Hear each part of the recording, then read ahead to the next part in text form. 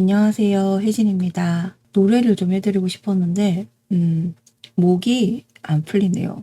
원래 조금 목이 풀리면 이렇게 해드리려고 했는데, 오늘따라 목이 풀리지 않아서.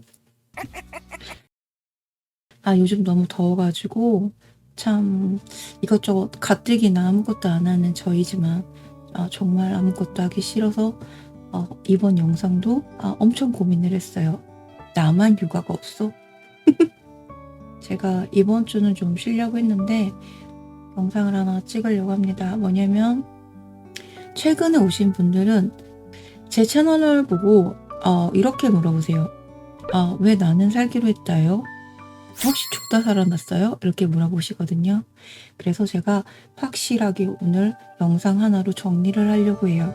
예전 영상에 아마 얘기를 한 적도 있는 것 같아요.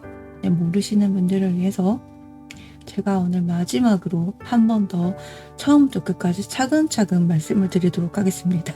저는 좀 많은 일을 겪으면서 살아왔어요. 그러다 보니까 제 이야기를 할 때 믿지 않는 분들도 계세요. 어디 막 꾸며내서 얘기를 하냐 이렇게 얘기하시기도 한데 제 인생이 저는 순탄치 않았다고 생각을 합니다. 그렇다고 해가지고 막 되게 뭐 힘들다 이렇게 생각은 하지 않아요. 왜냐면 저보다 힘든 분들도 물론 많이 계실 테니까 다 자기만의 인생에는 스토리가 있고 어떤 소설이 있잖아요. 저만 막 되게 힘들었다 이 얘기를 하려고 하는 건 아니에요. 아무래도 제가 이제 간혹 영상을 만들다 보면은 이게 짧은 영상에 내 모든 얘기를 다 담을 수가 없는데 어떤 영상 한 부분만 보시고 저라는 사람을 판단해서 막 얘기를 막 크게 하시는 분들이 있어요. 근데 저도 이 짧은 영상 안에 제 인생의 모든 얘기를 담을 순 없어요. 그냥 이런 일이 있었다. 이 정도만 봐주시면 좋겠고, 아까 제가 말씀드린 모든 거는 누구 탓을 하기 위해서 하는 얘기가 아니고 그냥 내가 그런 일이 있었다. 그냥 이런 일이 있어서 지금의 내가 있다. 라는 정도만 좀 가볍게 들으셨으면 좋겠어요. 왜냐면 이런 얘기가 무거워요. 이게 막 쉬운 얘기는 아니에요, 진짜로. 그래서 어떻게 하면은 좀 무거운 얘기를 가볍게 얘기할 수 있을까? 이거를 저는 항상 영상을 만들 때 고민을 해요. 그리고 제가 이제 목소리 때문에 모든 얘기를 심각하게 만들 수 있는 재주가 있어요. 그래서 농담을 해도 웃기지 않고 제가 드리고 싶은 말은 딱 그거예요.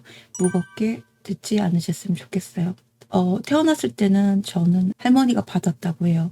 그때 제가 태어났을 때 해질 때 태어났다고 해가지고 할머니가 혜진이라고 불렀다고 해요. 어릴 때부터 친척 집에 되게 자주 옮겨 다녔다고 해요. 그래가지고 어릴 때는 이 집 저 집 다니는 바람에 친척들이 별로 좋아하지 않았어요. 그러니까 조금 컸을 때라 이제 눈치를 조금 볼 수 있을 때 알았어요. 이모들이나 이제 고모들이 나를 반기지 않는다는 사실을 조금 이렇게 느낌이 있잖아요. 여기서는 나를 반기지 않는구나 이런 느낌이 있어요. 그래서 어느 정도 이제 눈치가 생겼을 때는 이제 그걸 알게 됐죠. 원래 어린 애들이 눈치가 빠릅니다.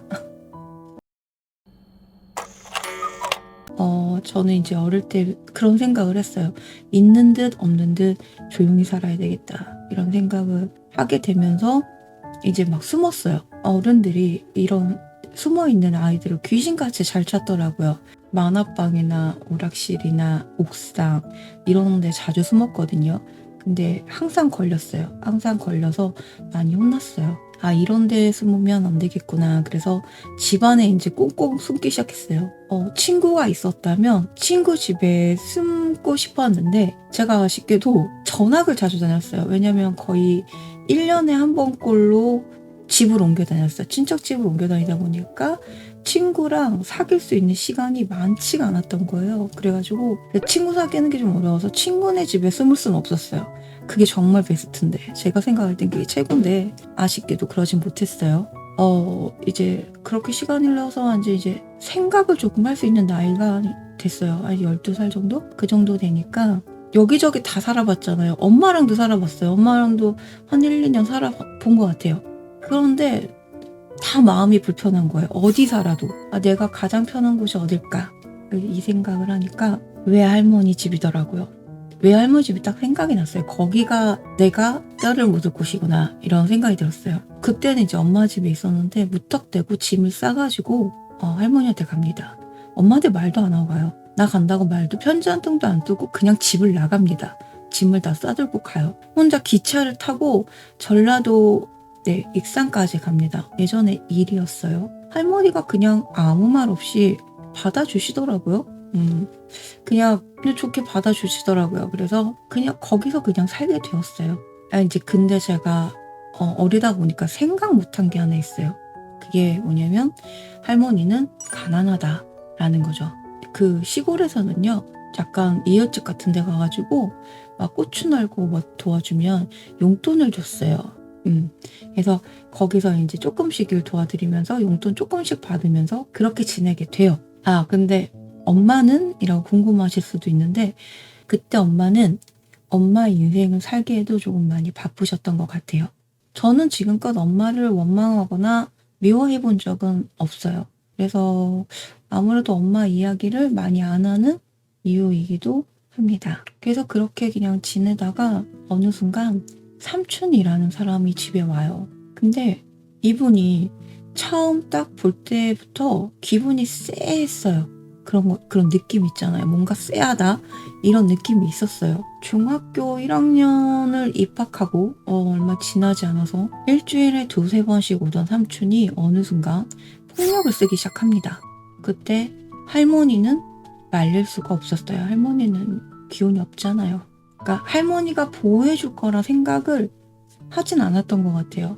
삼촌이 그렇게 폭력을 쓰고 그리고 돌아가면 할머니가 이제 저한테 약을 발라주면서 그 간호사 언니 그림 있는 거 안티프라민? 안티프라민인가? 그거 진짜 많이 발랐거든요, 제가. 그 약을 항상 발라주셨죠. 그 삼촌이 누군지는 진짜 한참 있다가 알았어요. 그 삼촌이 누구냐면 바로 할머니의 동생의 아들이래요. 그가 되게 멀죠? 얘네 처음 봤어요, 어렸을 때. 그렇게 해서 일주일에 2-3번 발로 까이던 저는 중학교 2학년 2학기 때쯤 도저히 참지 못하고 저는 극단적 선택을 하게 돼요. 시골에는 농약이 많아요. 당연히 그러겠죠. 그러니까 이렇게는 도저히 못 살겠다. 내가 없어지면 모두 끝나겠구나. 그런 생각이 들어서 아무거나 그냥 마셔요. 그냥 되게 어지럽고 속이 타들어가는 느낌이 들었고 막 구토가 날 것 같은 생각이 들었는데 눈 떠보니까 병원이었어요. 아이러니하게도 삼촌이 발견을 하게 되어서 병원에 데려왔다고 하더라고요. 그러니까 그때쯤에 이제 식구들이 왜 그랬냐, 막 왜 그런 선택을 했냐 막 물어봐가지고 어쩔 수 없이 그동안에 있었던 일을 이제 식구들도 알게 되죠. 제가 지금 생각해보면 나는 그때 왜 아무한테도 말을 하지 못했을까라는 생각이 드는데 그때는 이거는 내가 해결을 해야 된다고 생각을 한 것 같아요. 아무도 나한테 도움을 줄 수 없다. 이렇게 생각을 한 것 같아요. 사건이 나고 나서 그 덕에 이제 더 이상 그 삼촌은 그리고는 안 왔거든요. 지금까지도 못 봤어요. 이때가 1차적으로 살아야겠다 라고 마음을 먹었던 때예요. 내가 없어져야 이 상황이 끝날 것 같다고 생각을 했었고 살고 싶지 않다고 생각해서 선택했던 그 과정이 너무 무서웠고 사실은 속으로는 굉장히 살고 싶었다는 걸 알게 되었을 때였던 것 같아요. 그러니까 앞으로 내가 이렇게 죽을 각오로 산다면 못할 것이 없겠다. 죽기 전에, 그러니까 내가 죽기 전에 나 이제 진짜 죽나? 그 순간에 느꼈던 공포가 그 고통을 한 번 알고 나니까 그보다 더한 고통은 없을 것 같다는 생각이 들거든요. 그때 진짜 처음으로 살아있는 게 좋았고 감사하다는 생각이 들었어요. 그래서 열심히 살아왔던 것 같아요. 할머니랑 되게 오래 지냈어요. 할머니랑 고등학교 졸업할 때까지는 할머니랑 지냈으니까 오랜 시간을 지냈는데 손자 손녀가 많은데 그 손자 손녀는 다 안 이뻐하고 저만 이뻐해가지고 진짜 이모들이 엄청 미워했어요. 그래서 그런지 모르겠지만 사회성이 좀 많이 부족한 것 같아요.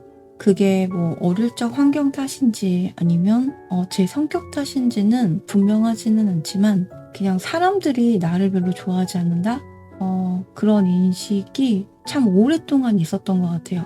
이게 좀 시간이 지나고 나이를 먹으니까 이러면 어떻고 그냥 저러면 어때? 누가 나를 좋아하면 어떻고 누가 나를 싫어하면 어때? 그 사람들이 날 좋아하든 나를 싫어하든 나는 상관이 없잖아요. 그러니까 그러면 어때? 라고 어느 순간 그렇게 생각이 들었어요. 그렇게 살다 보니까 이제는 뭐 혼자서도 잘 지내게 되고 다른 사람한테 신경 쓰는 일도 크게 줄어들었어요. 크게 줄어들고 그리고 이제 좀 연애를 하면서 이제 뼈 아프게 느꼈던 거는 내 마음대로 되는 건 내 마음밖에 없다.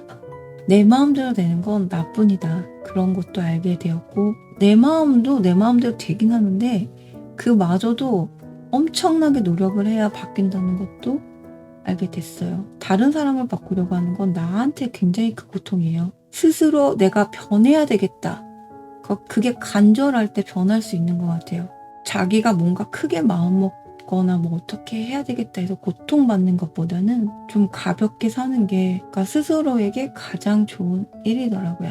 살기로 했다의 1차의 그런 사건이 끝나고 2차의 사건이 있습니다. 다음에 언젠가 또 기회가 된다면 그때 또 한번 말씀을 드려볼게요. 그냥 이 정도만 말씀을 드려도 될 것 같긴 합니다. 앞으로도 이렇게 좀 가볍게 살고 싶고 이왕 사는 거 좀 재밌게 좋게 그렇게 살았으면 좋겠어요. 별거 없는 것 같아요. 제가 많은 인생을 산 것도 아니고 뭐 되게 뭐 힘들다면 힘들고 힘들지 않다면 안 힘든 그런 인생이지만 이런저런 일을 겪으면서 그게 지나고 보면 지금도 웃으면서 얘기할 수 있고 정말 아무것도 아닌 일처럼 느껴지거든요. 그때는 죽을 만큼 힘들었던 일도 지금은 뭐 그냥 추억하면서 얘기할 수 있으니까요. 오늘 이야기도 그렇게 너무 심각하게 듣지 않으셨으면 좋겠어요. 저는 원래는 이번 주에 저도 휴가 가려고 영상을 안 찍으려고 했어요. 근데 댓글을 보다 보면 그렇게 물어보시는 분들이 종종 있어요. 말씀을 안 하시지만 궁금하신 분들이 계신 것 같아서 한번 정리를 해서 말씀드렸어요. 이 영상 하나로 끝낼게요. 앞으로 이 얘기는 2번 안 할 겁니다. 이 얘기를 오늘 여기서 마지막으로 드리고 저는 다음 영상에서 또 만날게요. 한 주 잘 보내시고 안녕.